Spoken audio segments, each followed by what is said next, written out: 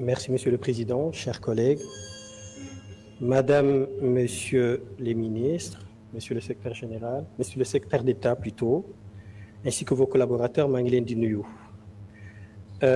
Xanaa di rafetlu convention bi nga xam ne ni moom la ñu andil tey pour ñu voter ko en plénière, puisque lépp loo xam ne ni dafay jàppale Sénégalais yu nekk à l'extérieur dañ ci war a bàyyi xel taxaw ci.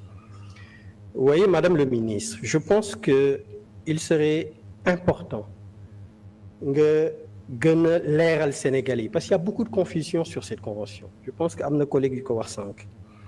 Convention bi ñaari titre la benn bi mooy assistance consulaire pour les détenus ak ñi nga xam ne ñu ngi leen di topp ak le transfèrement.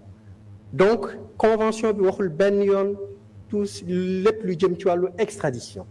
Extradition mooy koo xam ne nii fii nii ci Sénégal lañ koy poursuivre wala ñu condamné ko nga xam ne nii nekkul Sénégal mi ngi feneen ñu war ko jëli état Sénégal war a laaj état ba mu nekk pour ñu jëli ko mu ñëw soit purger peine wala mu ñëw ñu poursuivre ko. Donc convention bi waxul loolu. Je pense qu'il est important que vous expliquez clairement aux Sénégalais les dispositions, les termes de cette convention.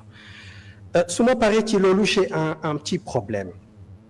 boo xam ne ni bëggoon naa nga leeral ma indil ma ci quelques explications, c'est concernant l'article 2 du titre 1.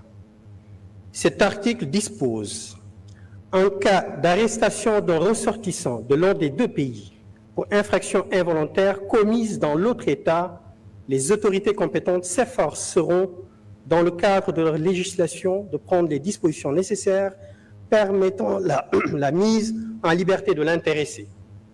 Le consul compétent sera informé des mesures dont son ressortissant aura fait l'objet.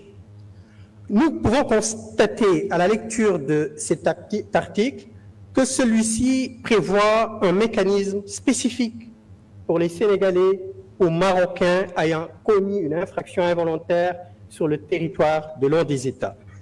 Et en conséquence, cette disposition crée une distinction juridique fondée sur la nationalité, alors que nous savons très bien que le principe d'égalité devant la loi impose à ce que toute personne résidant sur un territoire soit soumise aux mêmes règles, quelle que soit sa nationalité.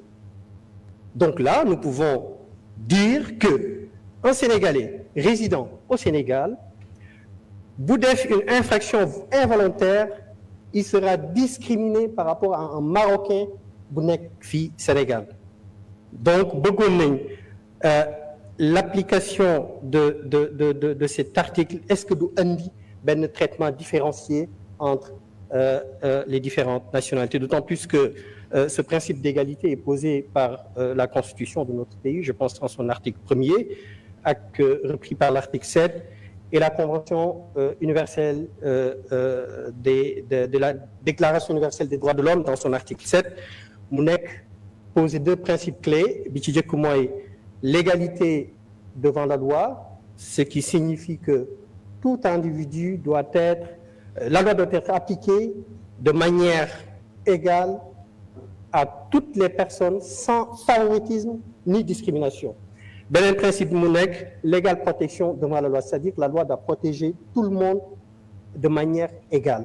Donc bëggoon naa boo ñu mënee indil quelques explications ci article 2 boobu ndax du indi un traitement différencié ci